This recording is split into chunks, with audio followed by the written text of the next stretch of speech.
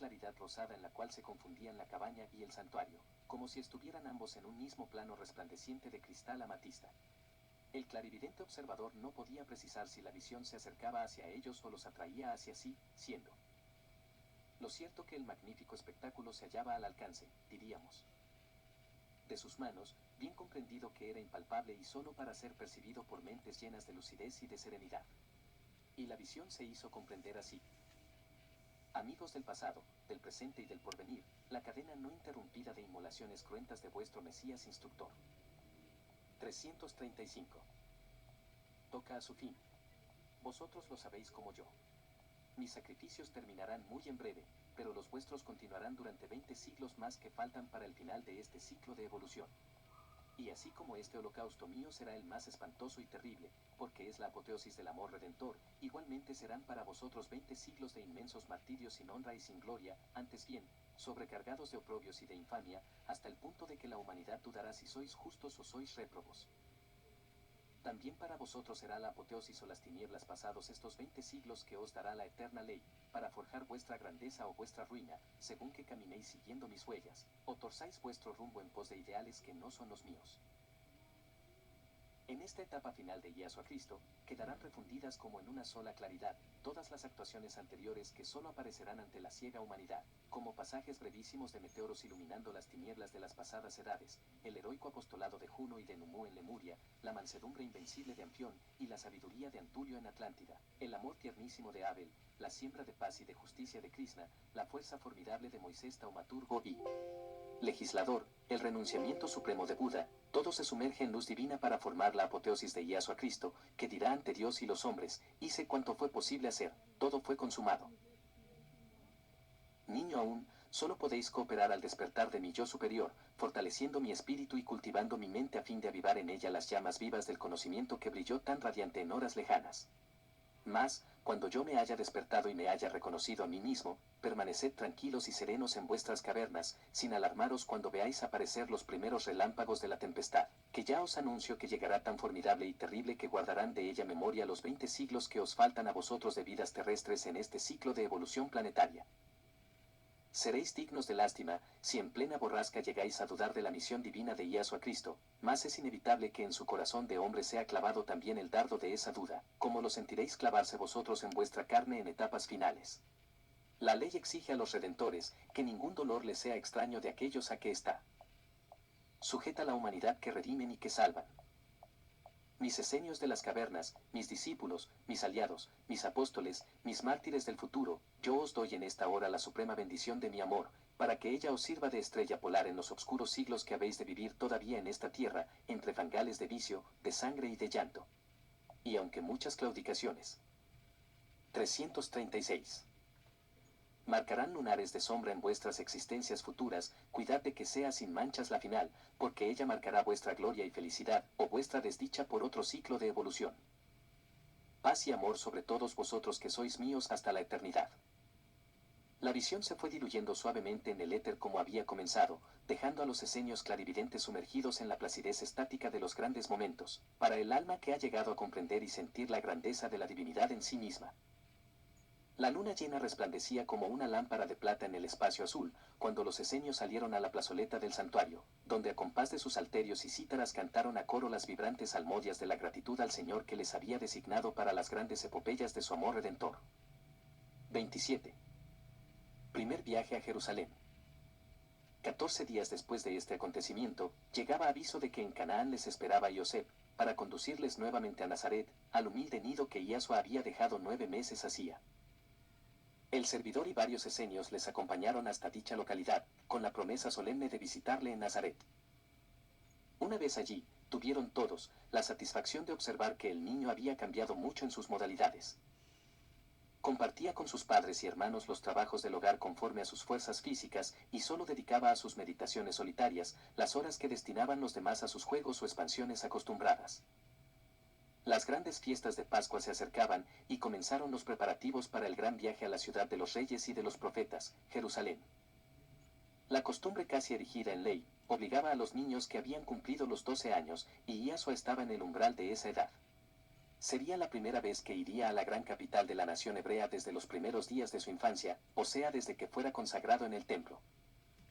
Estaba pues destinado a formar parte de la numerosa caravana nazarena hacia Jerusalén.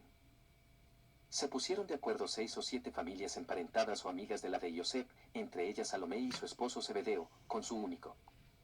337. Hijo Santiago de 14 años, si bien era notorio que la madre iba a hacerlo dentro de breve tiempo y por segunda vez.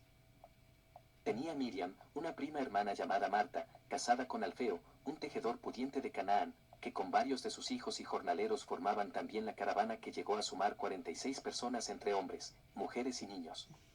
Por servir de vigías al niño Yasua, iba también el Asan de la sinagoga y 2 terapeutas que frecuentaban semanalmente la casa de Yosef. La caravana siguió el camino acostumbrado, o sea, el de Giané y Sichen, pasando por los antiguos santuarios de Silo y de Betel, ya ruinosos en aquel entonces.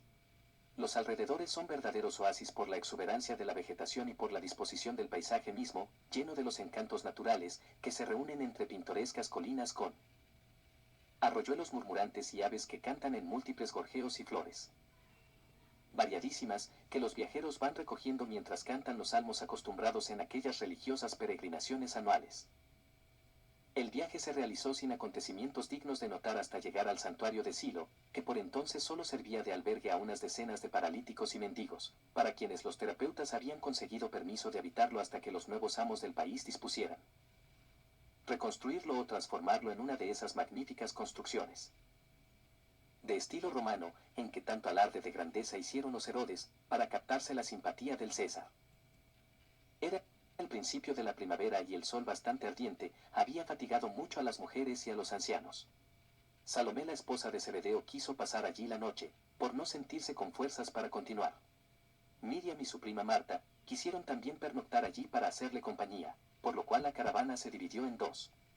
Los esposos e hijos de las 3 mujeres quedaron también en Silo, pensando continuar el viaje a la madrugada siguiente. El Asan y los 2 terapeutas viajeros quedaron también allí con gran alegría de Yasua, que estaba encantado de aquel paraje. El aspecto ruinoso y sombrío del viejo santuario le atraía irresistiblemente, y mientras los hombres y las mujeres disponían un buen albergue para esa noche, consiguió que Yosuelín le acompañase a registrar cuidadosamente aquella negra mole cuyas ojivas casi cubiertas de hiedra apenas permitían pasar débiles rayos de luz. Su naturaleza de sirio parecía desbordarse en místicos sueños entre los pórticos y naves del antiguo templo, y hasta pensaba escuchar la misteriosa voz de Jehová que oyera el niño Samuel cuando se iniciaba en el profetismo. Nadie podía darle alcance en sus idas y venidas, registrándolo todo como si por momentos creyera ver aparecer alguna visión, o tuviera en 338. El subconsciente la certeza de que algo debía encontrar entre aquellas sombrías y resonantes murallas. Como la noche caía lentamente, Yosuelín luchaba por llevarse a Yasua con la familia y demás peregrinos, y dudaba de conseguirlo, cuando la voz de Yosef, su padre, les llamó a ambos, porque el albergue para esa noche estaba dispuesto, y en la hoguera que ardía alegremente la cena pronto estaría servida. Además había otra novedad. ¿Sabes, Yasua, que el Señor nos ha mandado un angelito de oro para que nos acompañe en el resto del viaje? Decía Yosef a su hijo. ¿Acaso para persuadirle a reunirse con todos, dejando por fin sus curiosos registros en pasillos y corredores? ¿De veras, padre? ¿Ves, Yosuelín, cómo el corazón parecía anunciarme que algo debía yo encontrar en este viejo templo? Vamos, vamos a verle. ¿Y quién lo tiene? ¿Cómo llegó? ¿Por dónde entró? ¿Y qué ha dicho al llegar? Y no ha preguntado por mí.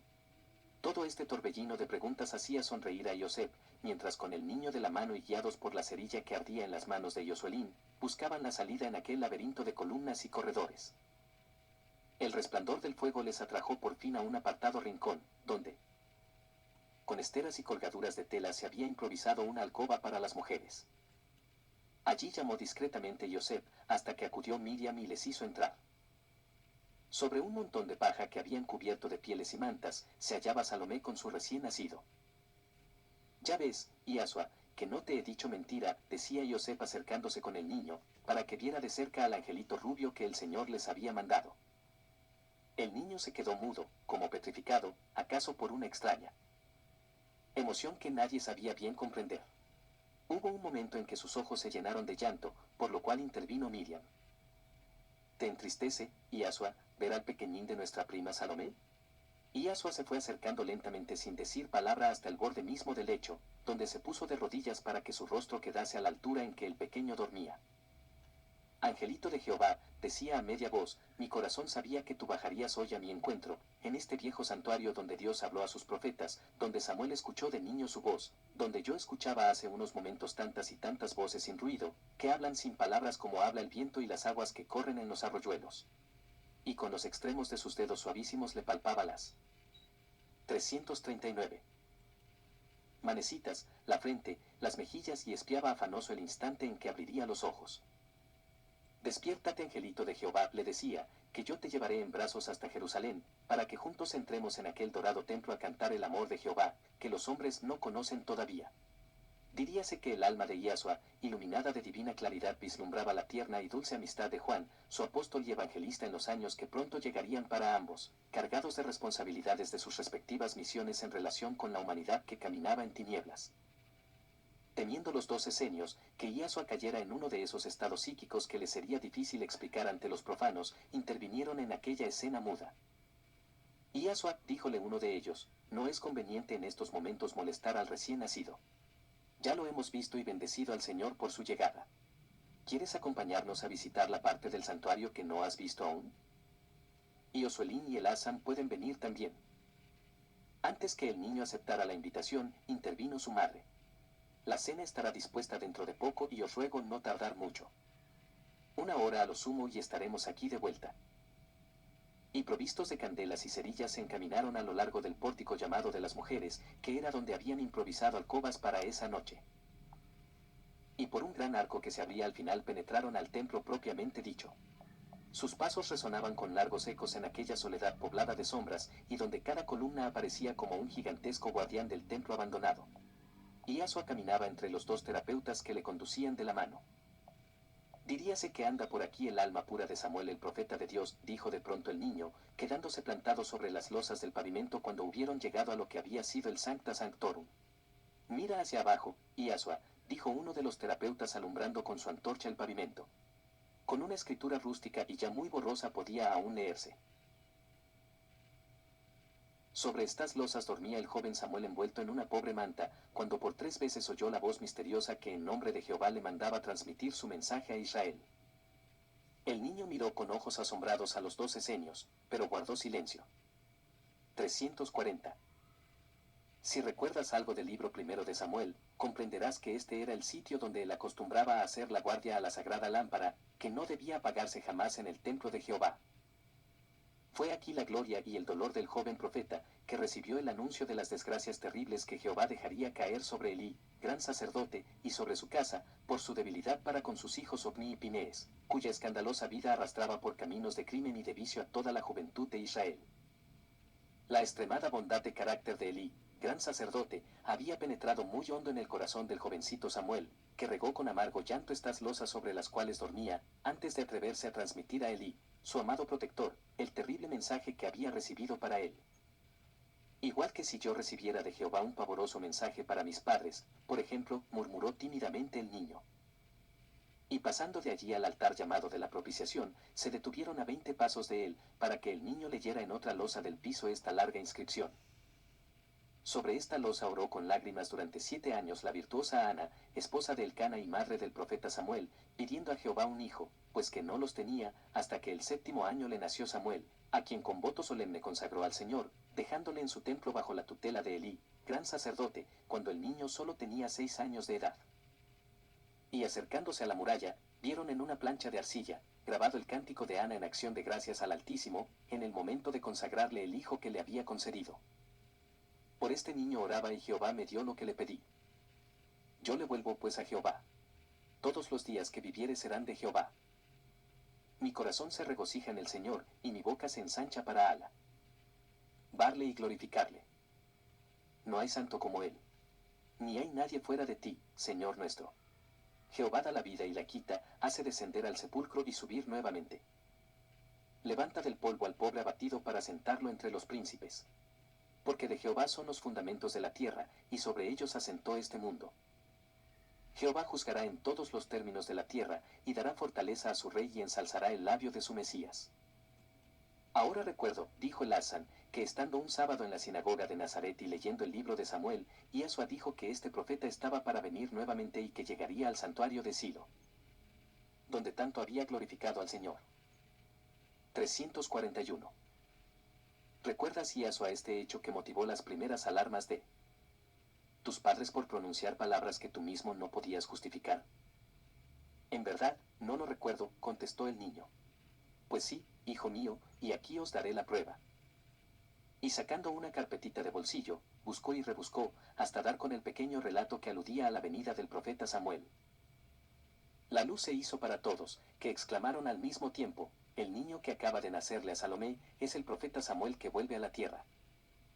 Y Yahshua entornó los ojos, de los cuales se deslizaron dos lágrimas que a la luz de las cerillas brillaban como diamantes, mientras decía a media voz: sí, es el que viene a glorificar al Señor junto conmigo, y después de mí, muchos años, para que con nuevas visiones anuncie a los hombres lo que Jehová tiene reservado para los que le aman y los que no le aman. Y sin esperar que nadie le guiase, echó a correr hacia el pórtico de las mujeres, y como una exhalación penetró a la alcoba de Salomé. Con ardientes manifestaciones de cariño se abrazó del pequeñito recién nacido, y cubriéndole de besos el rostro y las manecitas, le decía como en un vehemente delirio: qué solo y triste me habías dejado y cuánto tardaste para llegar. Mas, ahora que has venido, no me separaré de ti en la vida ni en la muerte. Solo Zebedeo escuchó tales palabras porque Salomé dormía, y Miriam y Marta, junto al hogar, disponían la frugal comida para todos. Los peregrinos debieron quedar allí 3 días por causa de Salomé, hasta que los terapeutas, grandes conocedores del lugar, consiguieron un pequeño carro de los que entonces usaban para viajar los que no podían hacerlo a pie, y sin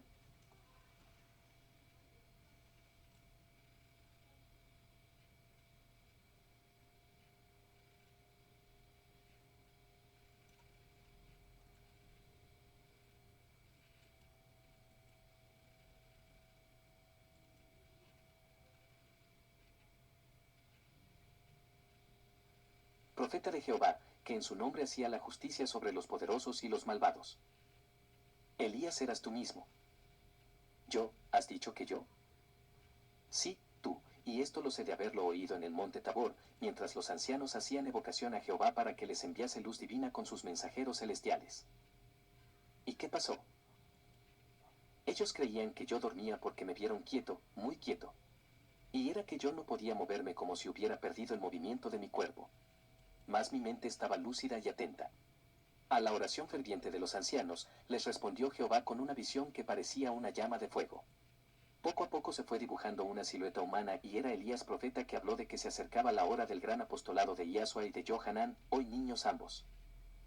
¿Y has dicho que yo era Elías? Yo no he salido de aquí desde hace casi tantos años como los que tengo. Oh, Yahshua. No sé cómo comprender lo que me has dicho. Antes de dudar, Johanán, pensemos un poco. Los ancianos me enseñaron cómo se piensa de acuerdo con la razón. Cuando tú duermes, ¿qué hace la parte activa y principal de ti mismo, o sea el alma, inmaterial y vibrante como un rayo de luz? ¿Qué sé yo lo que hará? ¿Dormirá también? No, Johanán, no duerme, porque solo duermen los cuerpos orgánicos que necesitan descanso para el sistema nervioso. El alma queda libre durante el sueño y puede ir a donde la ley divina le permite. La noche aquella de que te hablé, seguramente dormías aquí, y tu alma. 413. Desprendida de la materia fue al Tabor donde los ancianos llamaban a lo infinito. Cuando han explicado las escrituras a los esenios del grado primero, me han mandado escuchar y yo he oído que Elías profeta vendrá antes que el Mesías Salvador de Israel, dijo Johanán pensativo.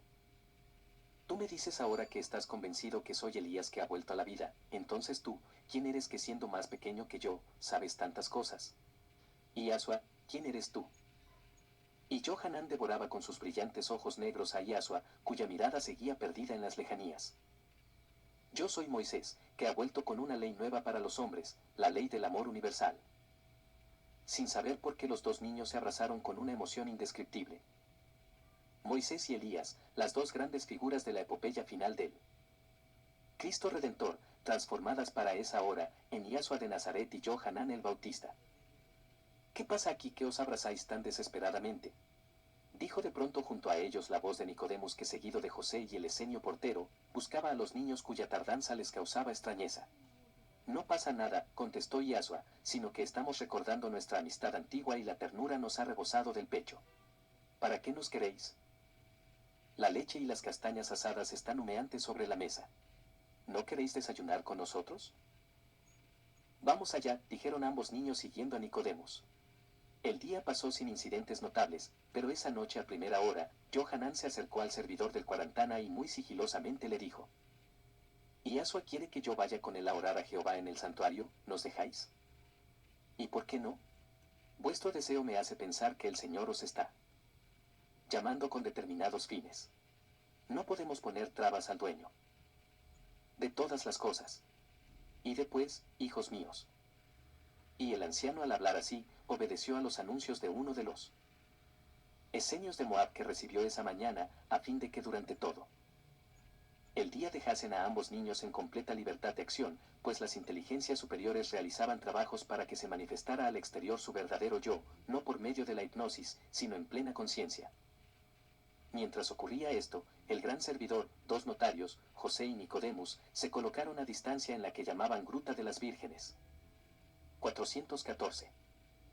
Quedaba al santuario, pero separada por una rejilla de bronce y un ligero velo blanco. Era el sitio donde las doncellas esenias cantaban a coro y acompañadas por sus laúdes, los salmos que los ancianos designaban para determinadas solemnidades. Desde allí podían observar todo cuanto pasaba en el santuario. Vieron a Yasua que entró con pasitos quedos y lentos, como si sintiera sobre sí un gran peso que le impidiera andar con ligereza. Fue a postrarse al centro, delante de las tablas de la ley, copia igual al viejo original que conservaban en el gran santuario de Moab. Johanan le había seguido, y junto a él se postró también. Ambos se pusieron luego de pie, y acercándose al atril de encina, donde estaban las tablas de la ley, quedáronse unos instantes quietos, como si fueran estatuas de piedra. La luz dorada del gran candelabro que pendía de la techumbre daba de lleno sobre los rostros de ambos niños, clavados con insistente fijeza sobre aquellas piedras grabadas hacía más de 10 siglos. De pronto vieron que Yasua colocó el índice de su diestra sobre aquel versículo final que dice: estos 10 mandamientos se encierran en dos: amar a Dios sobre todas las cosas y al prójimo como a ti mismo. Y con una vibrante y sonora voz que no parecía salir de aquel cuerpecito oyéronle decir: Johanan, acabo de descubrir que a esto solo hemos venido tú y yo a la tierra en esta hora de la humanidad. Mira, Johanan, mira, y continuaba marcando con su dedito rosado, firme como un punzón de hierro, aquellas inflexibles palabras: amar a Dios sobre todas las cosas y al prójimo como a ti mismo. Una extraña y fosforescente claridad iluminó aquellas frases que Yasua tocaba con su dedo, hasta el punto de hacerlas visibles a la distancia en que se hallaban los espectadores silenciosos. La gruta de las vírgenes se llenó bien pronto, pues fueron llamados todos los ancianos a presenciar el espectáculo.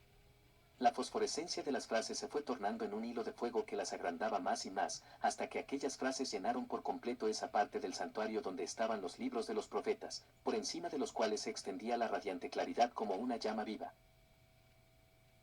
Esto es todo, Johanan, ¿lo ves? Esto es todo, continuaba diciendo la voz sonora de Yasua. Cuando cada hombre de esta tierra ame a su Dios sobre todas las cosas y a sus semejantes como a sí mismo, todas las otras leyes sobran porque ésta lo encierra todo. Echas fuego de tu mano, Yasua, exclamó casi espantado Johanan. Retira tu dedo porque consumirás así las tablas de la ley. 415. No, no, el fuego que ardió en la zarza de Horeb ante Moisés un día, arde ahora nuevamente para consumirlo todo: los templos, los altares, los dioses, los símbolos, porque una sola cosa debe quedar en pie después de haber brillado esta llamarada ardiente. Amarás a Dios sobre todas las cosas y al prójimo como a ti mismo. Todo lo demás es hojarasca seca que se lleva el viento, es flor de heno que se torna en polvo al correr del tiempo y de la vida. Y como si una tremenda energía se fuera apoderando de todo su ser, tomó los rollos de papiro que estaban en un cubilete de piedra blanca donde se leía Libros de Moisés. ¿Ves, Johanan, estas pocas escrituras donde se describe el génesis de los mundos, de los seres y de las cosas, donde unas reglas simples de buen vivir enseñan a los hijos de Israel el secreto de vivir con paz, con salud y alegría? En el templo de Jerusalén y en todas las sinagogas, desde Madián hasta Damasco, los libros que llaman de Moisés son verdaderas tablas de sangre, donde reglamenta y ordena las matanzas y las torturas de hombres y bestias en homenaje a Jehová. Como explicarán los hombres doctos un día, el no matarás de la ley de Moisés, y el amarás a tu prójimo como a ti mismo, puesto en parangón con esos otros libros llamados de Moisés, donde bajo el axioma de ojo por ojo y diente por diente, autoriza todos los asesinatos y crímenes que caben en los códigos satánicos de la venganza en acción. Oh, Johanan, Johanan, tú y yo seremos sacrificados como corderitos entre lobos por esta humanidad inconsciente, que se solaza entre el egoísmo y el odio, pero de tu sangre y la mía brotarán a millares como plantas de un vivero maravilloso, los apóstoles del amor fraterno, que al igual que nosotros caerán cegados como espigas maduras y cuyas vidas sucesivas en interminable cadena, irán escribiendo en todas las conciencias, ama a tu prójimo como a ti mismo, hasta que los hombres cansados de padecer, se abracen por fin a esa ley inmortal y eterna, que es el código supremo en todos los mundos y para todas las humanidades. ¿Lloras, Johanan? ¿Por qué lloras? Porque tu fuego ha quemado los velos que me escondían las cosas. Que pasaron y vuelvo a vivir tu sacrificio, como si de nuevo bebieran de tu sangre y la mía, derramadas juntas en aras de la humanidad. ¿Hasta cuándo, Yahshua, hasta cuándo? Hasta la hora presente, que es para mí la final, la que marcará la apoteosis, y será la más ignominiosa de todas mis muertes. Eres Elías, el terrible Elías que esgrimía rayos de fuego en sus manos y hacía temblar de espanto a los tiranos y a los malvados, y lloras ahora, Johanan, lloras ahora. 416. Aquí no están los tiranos ni los malvados, Yahshua, querubín del séptimo cielo.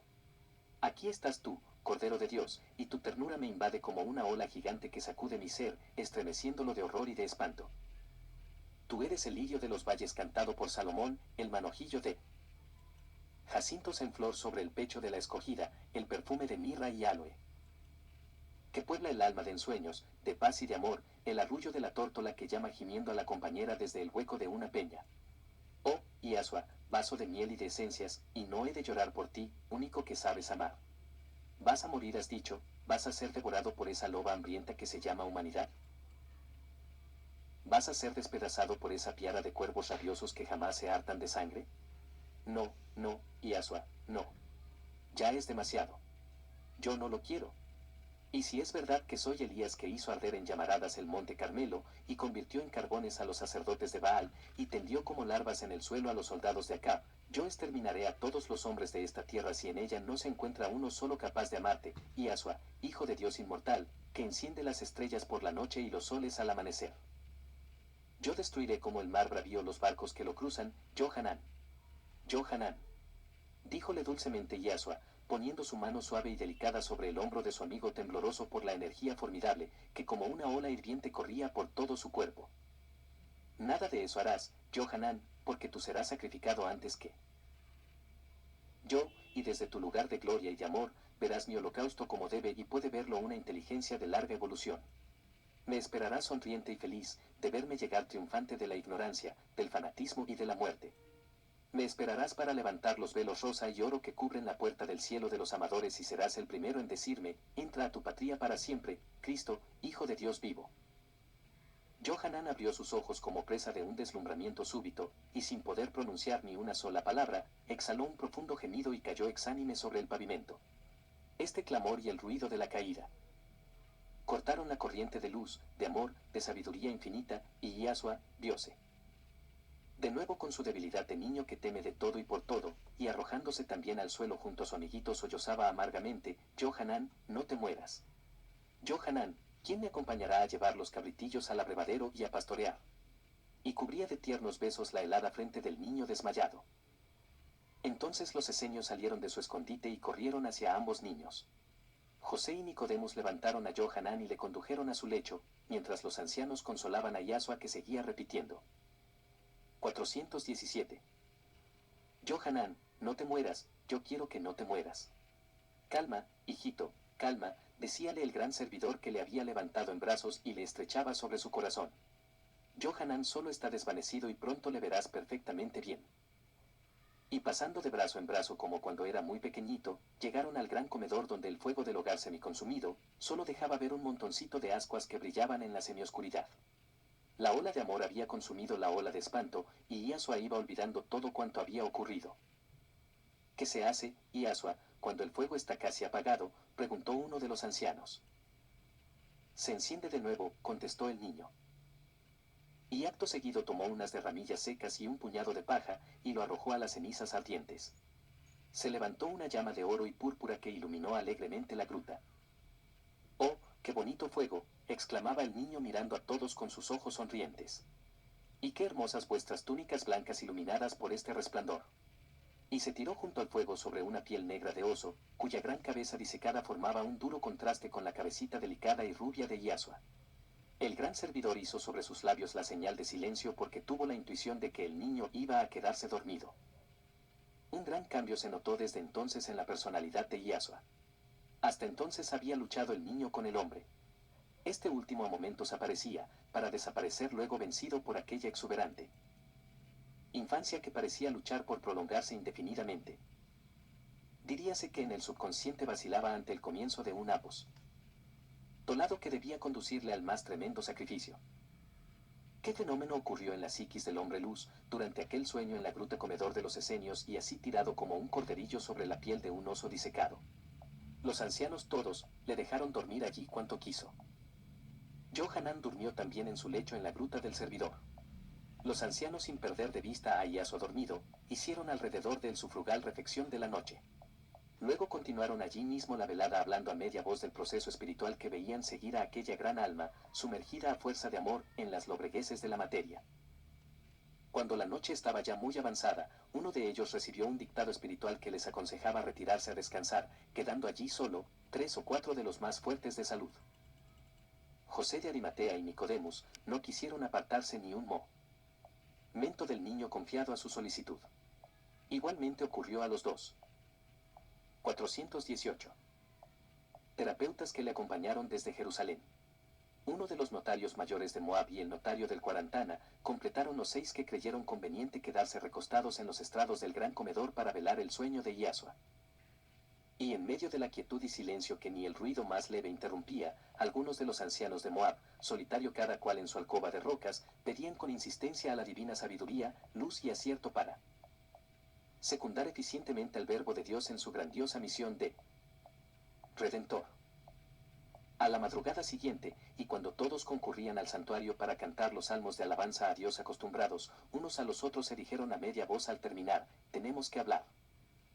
Sí, sí, yo había pensado lo mismo. Y yo igual. Y resultó que todos sentían la necesidad de una confidencia.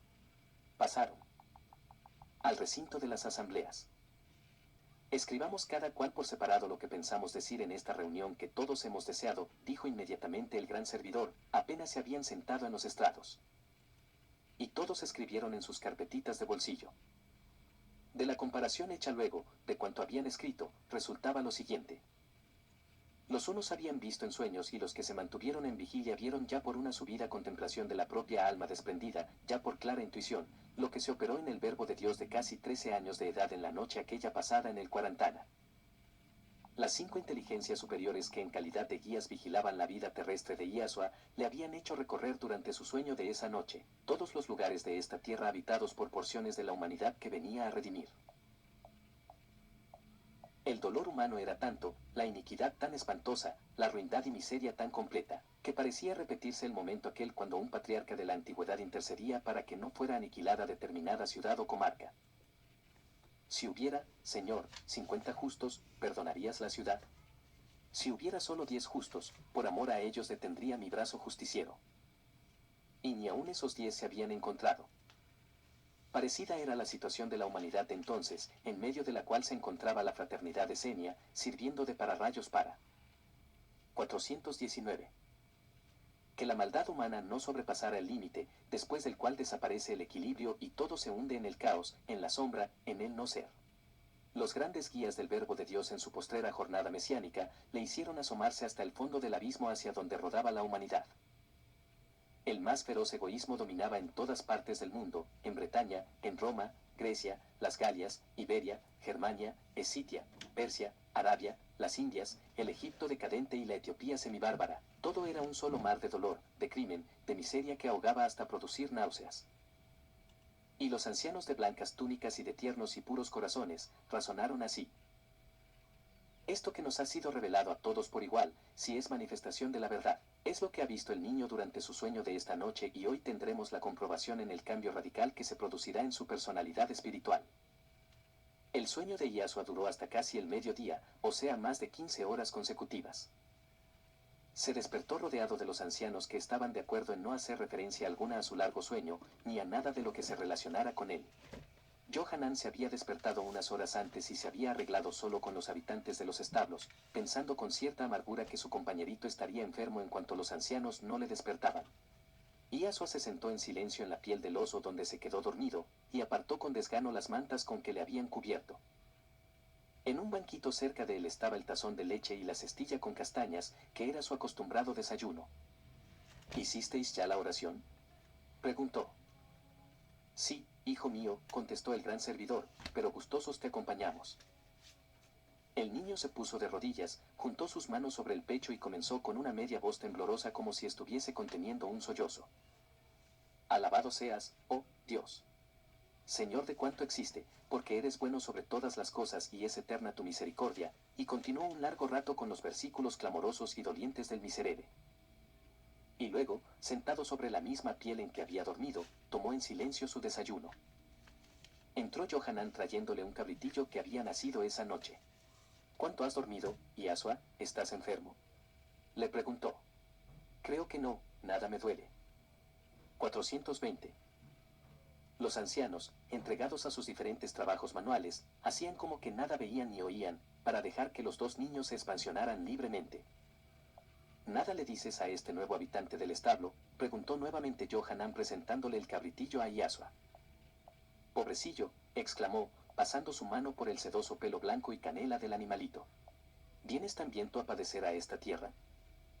¿Cómo?, exclamó Johanan. ¿Te disgusta que haya nacido un cabritillo más? Con este son ya 57. ¿No querías que llegaran a los 70, como los ancianos de Moab? Mira, Johanan, no sé lo que me pasa, pero estoy disgustado de todo cuanto hay en la vida y quisiera más bien morir. Ni yo puedo traerte alegría, decía entristecido Johanan. Hasta ayer me decías que yo era dichoso de estar aquí entre tanta alegría de vivir, y hoy deseas morir. Sí, como Usin. El dulce Usin, que murió sin duda porque se encontró un día como me encuentro yo ahora. ¿Qué tienes ahora, Yasua?, continuaba Johanan, tendido también a media sobre la piel del oso disecada, mientras Yasua con el cabritillo dormido en sus rodillas pasaba maquinalmente su mano sobre él y miraba sin ver todo cuanto le rodeaba. No sé, no sé. Pero parece que hubiera pasado mucho tiempo encima de mi vida, tengo pensamientos tan extraños, que cierta mente no son míos, continuaba el niño como bajo el influjo de una poderosa sugestión. Mientras tanto, los ancianos cortaban y cosían calzas de cuero los unos, esteras de cáñamo, cortinas y cestas de juncos, otros pulían cañas o mimbres para los secadores de frutas o de quesos, pero todos con el oído atento al diálogo de Yasua y de Johanan. ¿Tienes pensamientos que no son tuyos, has dicho? Yasua, no te comprendo. Cuando yo pienso, el pensamiento es mío y no de otro. Cuando hace un momento pensé en traerte el cabritillo por contentarte, mío fue el pensamiento y de nadie más. ¿No es así? Y Johanan miraba con insistencia a su amiguito deseando descubrir el motivo de su mal humor. Sí, es así, Johanan, y yo estoy cavilando en el modo de hacerte comprender lo que tengo. Sí, sí, ya eso me lo dijiste, que tienes un gran disgusto de todo. ¿Es que quieres irte con tu familia porque estás ya cansado de nosotros? No, porque estoy seguro que entre mi familia estaría peor todavía. 421. ¿Por qué? Porque mi madre padecería mucho, y mi padre y mis hermanos se pondrían muy irritados de verme así inútil y desganado de todo. Mientras aquí todos siguen tranquilos sus tareas sin hacerme caso, y así espero con sosiego que esto me pase. Porque créeme, Johanan, que quien más sufre con esto soy yo mismo. Yo que quería correr, jugar, reír, estos pocos días que me faltan de estar aquí. De pronto, y en lo más apartado de aquella gruta, se oyeron sollozos ahogados, profundos. Y más cercano a los niños, uno de los esenios más sensitivos de Moab se dejó caer desvanecido sobre las esteras de Ibra que estaba tejiendo, nuevos gemidos suaves y sollozos contenidos. Comenzaron a oírse hacia distintos puntos de la gran caverna cocina y comedor. Yasua sintió un fuerte sacudimiento, se levantó rápidamente y corrió hacia el que cayó desvanecido en las esteras. Luego miró al gran servidor, a todos, y su rostro reflejó una gran inquietud. ¿Por qué está así, Abdías? ¿Por qué solloza Efraín, Azarías y Absalón? ¿Lo sabéis vos, gran servidor? Sí, hijo mío, lo sé, ellos son muy sensitivos, de tal forma que perciben profundamente el dolor, la alegría, la inquietud o cualquier estado de ánimo de los demás. Ellos han percibido el estado psíquico en que tú estás, lo han absorbido por completo, debido al gran deseo que tenemos todos de que vuelva a tu espíritu el sosiego y la alegría. El niño reflexionó un instante y luego dijo: ya estoy bien, ya pasó. No quiero que ninguno sufra por mí. ¿Solo tú tienes el derecho de sufrir por todos?, preguntó dulcemente el gran servidor. Paréceme que sí, a juzgar por lo que vi en sueños anoche. Johanan escuchaba en silencio asombrado de lo que oía. Todos volvían a la más completa tranquilidad y el gran servidor continuó su diálogo con Yasua, que se había acercado hacia él. Sería muy interesante saber qué es lo que has visto en tu sueño. He visto muchedumbres que sufren, como yo nunca he visto una cosa semejante. Hombres que atormentan y maltratan a otros hombres, que les hunden en calabozos oscuros y húmedos donde mueren de hambre y de frío, ancianos y niños arrojados a precipicios por inútiles, para no darles el pan que no pueden ganarse. Hombres y mujeres llenos de juventud y de vida arrojados como alimento a las fieras que guardan las fortalezas de los poderosos, o degollados en los altares de dioses nefandos y malvados. Multitudes muriendo quemados en hogueras como se quema la leña para cocer el pan y los manjares, ahorcados, mutilados. Oh, qué espantosas visiones las de mi sueño de esta noche. 422.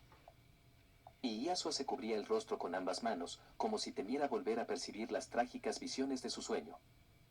Luego continuó: la tierra como una naranja rodaba ante mí, y por todos los rincones de ella veía iguales espantos, iguales crímenes, y yo gritaba cuanto me daban mis fuerzas: no matarás, dice la ley. Amarás a tu prójimo como a ti mismo, dice también la ley, pero nadie me oía y seguían matando, y la tierra toda se empapaba de sangre, y los gritos, clamores y gemidos resonaban como un trueno lejano cuyos ecos seguían vibrando hasta enloquecerme. Los ancianos, todos, habíanse acercado para oír a Yasua, que enardeciéndose cada vez más en su relato, acabó por gritar con exasperación terriblemente dolorosa: Decime, ¿qué mal hice yo para ser así atormentado con estas espantosas visiones, que matarán para siempre mi alegría de vivir? Los ancianos estrecharon más el círculo en torno del niño y sus pensamientos de amor debieron formarle una suave y sutil bóveda psíquica.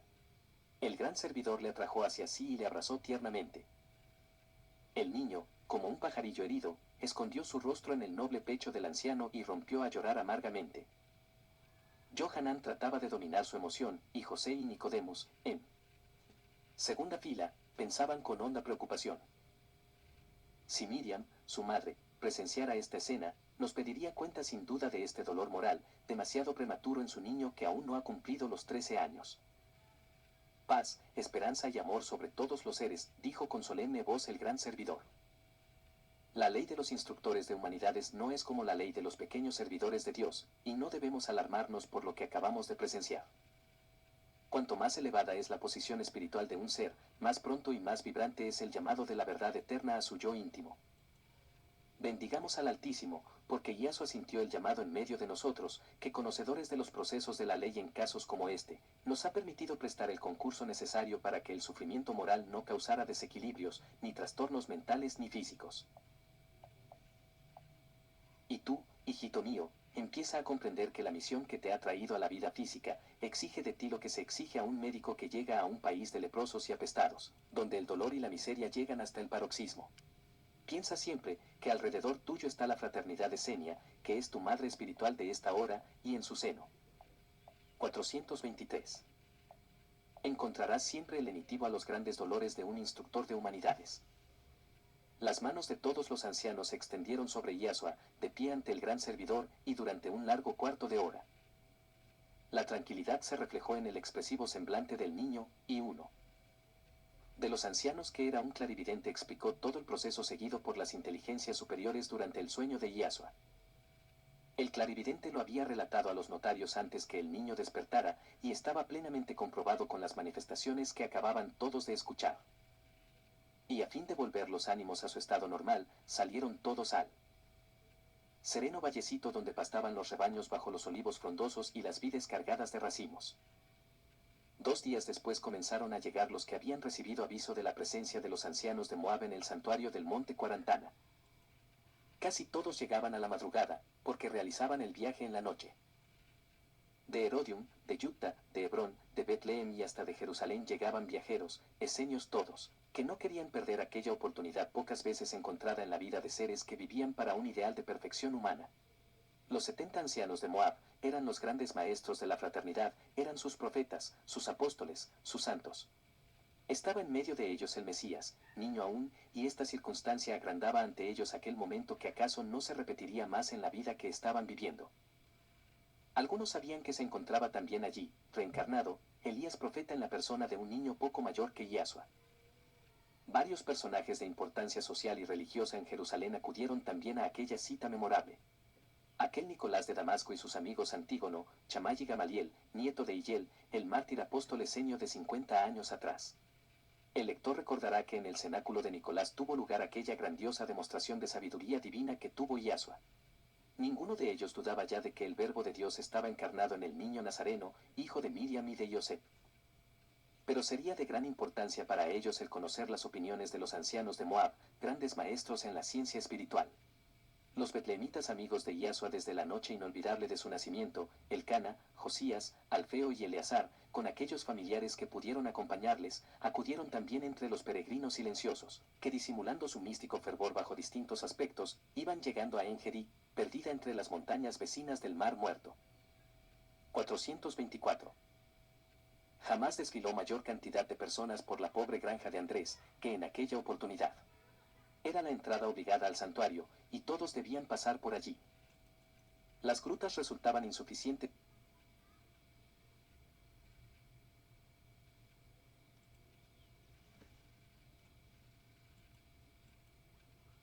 Profeta de Jehová, que en su nombre hacía la justicia sobre los poderosos y los malvados. Elías eras tú mismo. ¿Yo? ¿Has dicho que yo? Sí, tú, y es...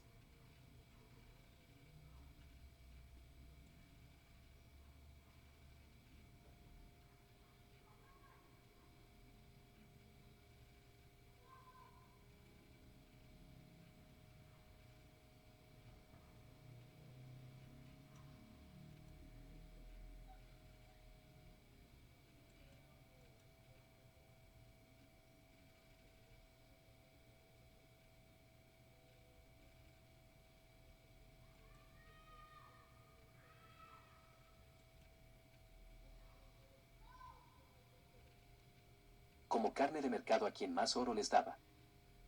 Vasubeda, padre de Krishna, había muerto durante la niñez de su hijo, por lo cual el hombre luz permaneció al lado de su abuelo y de su madre, a fin de que el anciano rey fuese respetado en vista del sucesor legítimo que dejaba, con lo cual se impedía que se levantara de nuevo el afán de otra usurpación.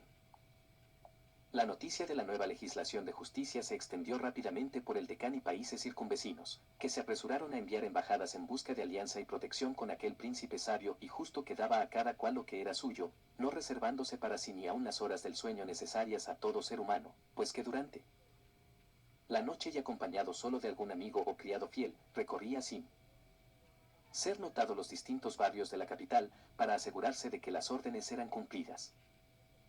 Y durante 90 lunas consecutivas viajó desde el Indo al Ganges, y desde los Himalayas hasta el Cabo Camorín que se hunde en el mar Índico, anudando alianzas y despejando de tinieblas y de crimen aquel vasto país, en el que había nacido, y que fuera tomado como cueva infernal de la serpiente roja, con toda su corte de malhechores de la peor especie.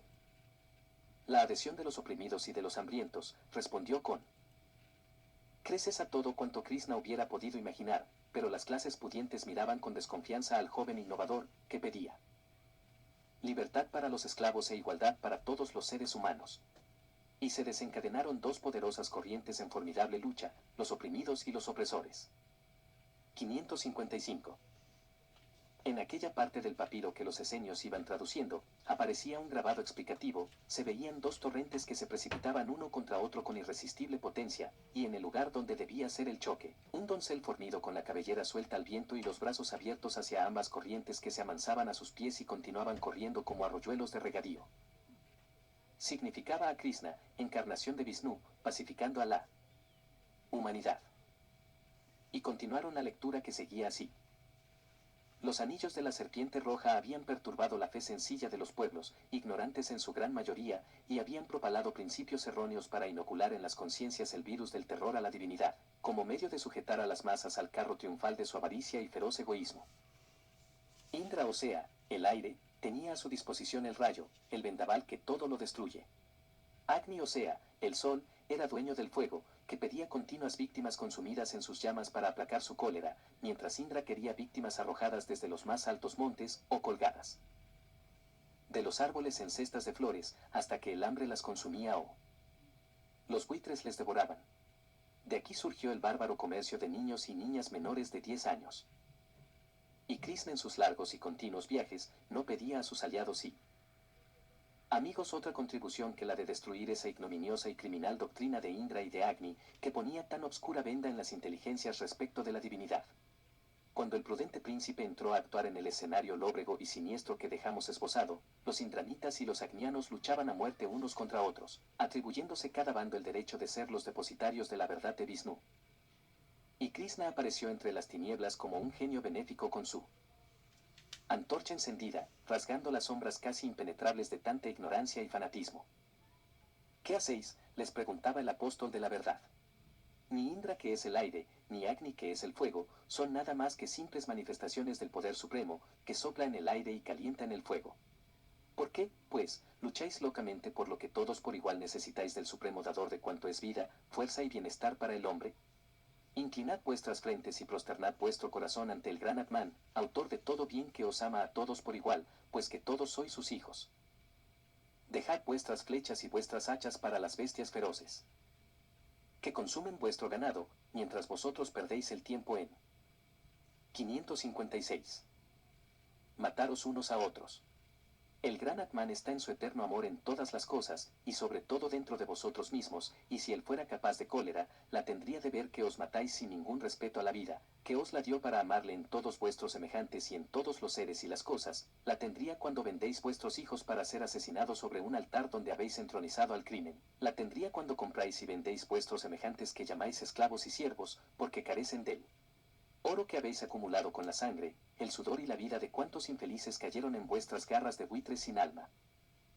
Los pueblos se levantaban en torno de Krishna, en un despertar de júbilo y de gloria. Nadie podía contener las masas enardecidas de esperanza y de entusiasmo, enloquecidas de dicha ante la palabra de aquel príncipe de Madura, que les hablaba de amor y de libertad.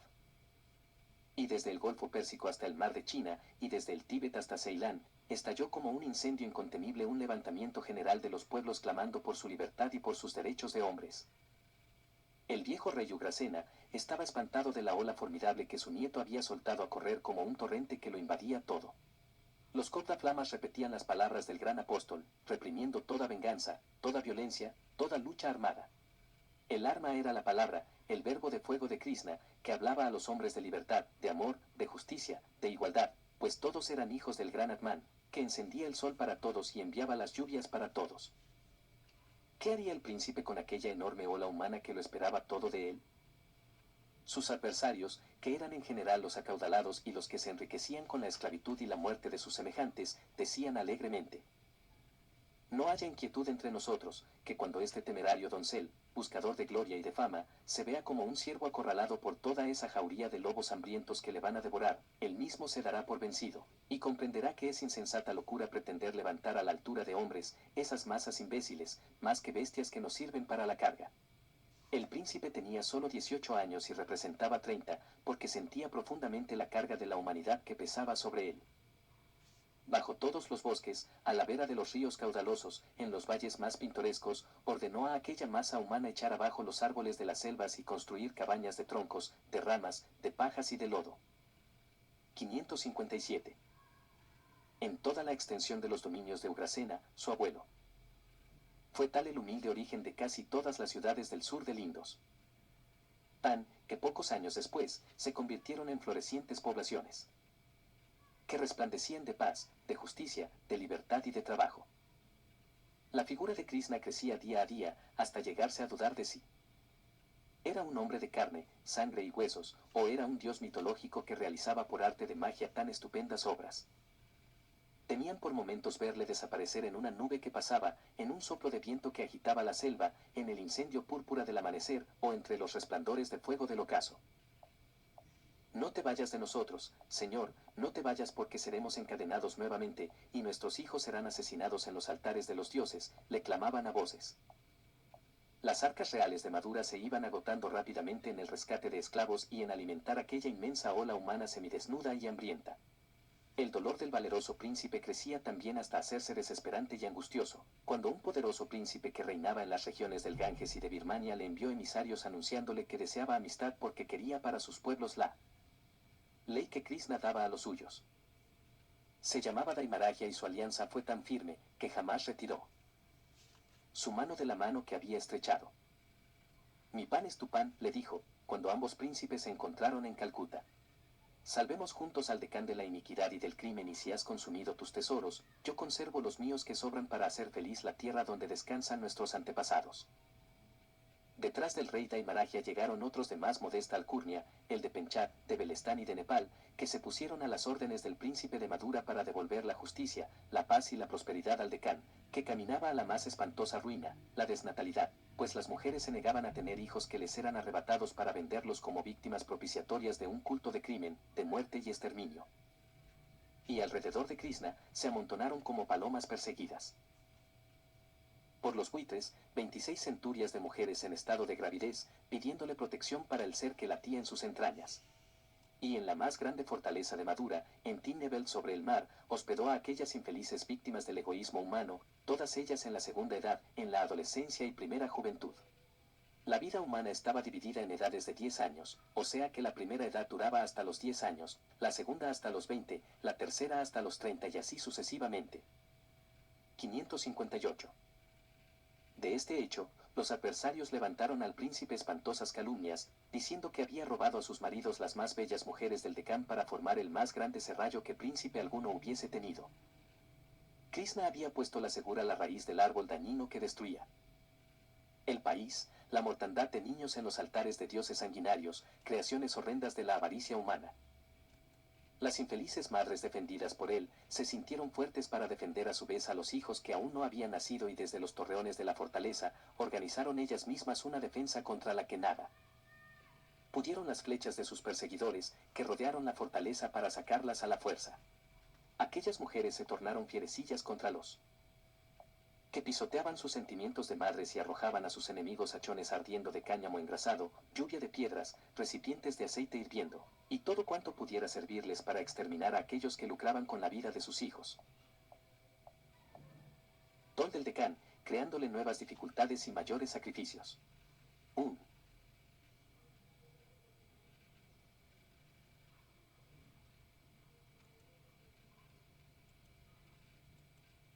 Los 3 meses de estadía en su pueblo natal fueron para Yasua de un activo apostolado de misericordia. Diríase que, inconscientemente, preparaba él mismo las muchedumbres que le escucharían 12 años después. Acompañando a los terapeutas peregrinos ejerció con éxito sus fuerzas benéficas en innumerables casos, que pasaron sin publicidad, atribuidos a las medicinas con que los terapeutas curaban todos los males. Aun cuando los benéficos resultados fueran ocasionados por fuerza magnética o espiritual, convenía por el momento no despertar la alarma que naturalmente se sigue de hechos que para el común de las gentes son milagrosos. Visitó los pueblecitos de aquella comarca, en todos los cuales tenía amistades y familiares que le amaban tiernamente. Simón, que cerca al lago Tiberíades tenía su casa, le hospedó muchas veces y probó al joven maestro que aquella lección que le diera años atrás bajo los árboles de la entrada al Tabor había sido muy eficaz. Nunca más dije una mentira, Yasua, decía Simón, el futuro apóstol Pedro. Buena memoria tienes, Simón. Ya no recordaba yo aquel pasaje que tanta impresión te hizo. Y Yasua al decir esto irradiaba sobre aquel hombre sencillo y bueno una tan grande ternura, que sintiéndolo él hondamente, decía conmovido. Eres, en verdad, un profeta, Yasua. Apenas estoy cerca de ti siento que se avivan en mí los remordimientos por mis descuidos en las cosas del alma, y me invaden grandes deseos de abandonarlo todo para seguirte al santuario. Cada abejita en su colmena, Simón, que no es el santuario el que hace justos a los hombres, sino que los justos hacen el santuario. Si cumples con tus deberes para con Dios y con los hombres, tu casa misma puede ser un santuario. Tu barca, que es tu elemento de trabajo, puede ser un santuario. 602. Este lago mismo del cual sacas el alimento para ti y los tuyos, es otro templo donde el Altísimo te hace sentir su presencia a cada instante. La grandeza y bondad de Dios la llevamos en nosotros mismos, y ellas se exteriorizan a medida de nuestro amor hacia Él. De aquí a 3 días será el matrimonio de mi hermano Andrés, y él quiere que tú vengas con nosotros ese día. ¿Vendrás, Yasua? Vendré, Simón, y con mucho gusto. La novia es una linda jovencita que tú conoces, aunque no sé si la recordarás, Yasua. A ver, dímelo, que yo tengo buena memoria. ¿Recuerdas aquella pobre familia que vivía del trabajo del padre en el molino, y que fue preso por un saquillo de harina que llevó para sus hijos? Sí, sí, que la esposa estaba enferma y los niños eran 5. El menor era Santiaguillo, que corría siempre detrás de mí. Lo recuerdo todo, Simón. Pues bien, la niña mayor es la que se casa con mi hermano Andrés. Ese día estarán todos ellos aquí, y tendrán un día de felicidad completa si tú estás con nosotros. Vendré, Simón, vendré. Es voluntad del Padre Celestial que todos nos amemos unos a otros, y que no mezquinemos nunca la dicha grande o pequeña que podamos proporcionar a nuestros semejantes. La madre sanó de su mal y debido a los terapeutas se reparó el daño hecho al padre, que ahora tiene un buen jornal en el molino, siguió diciendo Simón, que veía la satisfacción con que Iaso escuchaba las noticias de sus antiguas amistades. Al visitar la casa de Zebedeo y Salomé, encontró al pequeño Juan con un pie dislocado por un golpe. El chiquillo, que ya tenía 7 años, se puso a llorar amargamente cuando vio a Yasua que se le acercaba. Porque tú no estabas, Yasua, se me rompió el pie, le decía entre sus lloros. Esto no es nada, Juanillo, y es vergüenza que llore un hombre como tú. Y así diciendo, Yasua se sentó al borde del lecho donde tenían al niño con el pie vendado y puesto en tablillas. Le desató las vendas y apareció hinchado y rojo por la presión. Salomé estaba allí, y Zebedeo acudió después. Yasua tomó con ambas manos el pie enfermo durante unos instantes. Si el Padre Celestial te cura, ¿qué harás en primer lugar? Preguntó al niño, que sonreía porque el dolor había desaparecido. Correré detrás de ti y no te dejaré nunca más, le contestó el niño con gran vehemencia. 603. Bien, ya estás curado, pero no para correr tras de mí por el momento, sino para ayudar a tu madre en todo cuanto ella necesite de ti. Juanillo se miraba el pie, que aún tenía las señales de las vendas pero que ya no le dolía, miraba luego a Yasua y a su madre como dudando de lo que veía. Vamos, bájate de la cama, díjole Yasua, y tráeme cerezas de tu huerto, que las veo ya bien maduras. Juanillo se puso de pie y se abrazó a Yasua llorando. Estoy curado, y pasé tantos días padeciendo aquí porque tú no estabas, Yasua, porque tú no estabas. La madre, enternecida, susurraba la oración de gratitud al Señor por la curación de su hijo, el pequeño, el mimoso, el que había de amar tan tiernamente al hombre luz, que éste llegara a decir que Juan era la estrella de su reposo. Yasua es un profeta de Dios, decía Zebedeo a Salomé, su mujer, porque el aliento divino le sigue a todas partes. Los pescadores del lago creen que es Eliseo porque lo descubre todo. Nada se le oculta. Otros dicen que es Moisés, porque manda sobre las aguas. ¿Cómo es eso?, inquirió Salomé. Tú nada me habías dicho. Porque los terapeutas nos mandan callar. Hace 3 días hizo subir el agua hasta el banco grande, donde habían encallado 2 barcas, y sus dueños desesperados lloraban porque era esa toda su fortuna, su medio de ganar el pan. Las tormentas le obedecen, y el viento de ayer, que hacía zozobrar las barcas, se calmó de pronto, no bien él llegó a la orilla. La voz va corriendo de que el hijo de Iosep es un profeta. Este breve diálogo tenía lugar en la casita de Zebedeo, junto al lago de Tiberíades, mientras Yasua bajo los cerezos del huerto recibía en una cesta de juncos la fruta que Juanín le dejaba caer a puñados desde lo alto de los árboles.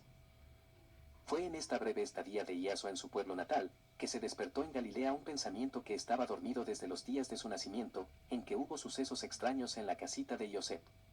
Pero de eso habían pasado 18 años, y las gentes olvidan pronto lo que no afecta al orden material de su propia vida. También estos sucesos se adormecieron semiolvidados en el silencio esenio, reservado y cauteloso en aquella hora de inseguridad en que se vivía, bajo el yugo extranjero por una parte, y bajo el látigo de acero del clero de Jerusalén, que castigaba con severísimas penas a todo el que, fuera de los círculos del templo, se permitiera manifestaciones de poderes divinos. Las autoridades romanas habían dejado a los pontífices de Israel toda autoridad para juzgar a su pueblo. Solo se les había retirado el poder de 604. Aplicar la pena de muerte. Pero la confiscación de bienes, las prisiones, las torturas, los azotes, eran ejercidos con una facilidad y frecuencia que tenían espantados a los hebreos de las 3 regiones habitadas por ellos, Judea, Galilea y Samaria. Esto explicará al lector el silencio que los terapeutas mandaban guardar referente a los poderes superiores que empezaban a manifestarse en Iasua. La ciudad de Tiberias, construida sobre la margen occidental del lago y recientemente concluida en toda la magnificencia de su fastuosa ornamentación, era el punto mágico que tenía el poder de atraer por la curiosidad a los sencillos galileos que no habían visto nunca cosa semejante. Y aunque los anatemas del clero contra la obra pagana inspiración de Satanás, según decía, retraía un tanto a los más tímidos, este temor fue desapareciendo poco a poco, hasta el punto de que eran muy pocos los que no hubiesen llegado a conocer la dorada ciudad, orgullo de los Herodes. En determinadas épocas del año, sobre todo en primavera y el estío, era el punto de reunión de cortesanos y cortesanas de Antipas o Antípatro, como más familiarmente se le llamaba al hijo de Herodes el Grande, que aparecía como rey de aquella provincia, aunque su autoridad estaba limitada por otras 2 más fuertes que la suya, la del gobernador romano, representante del César, y la del clero de Jerusalén, que para los hebreos representaba la temida ley de Moisés.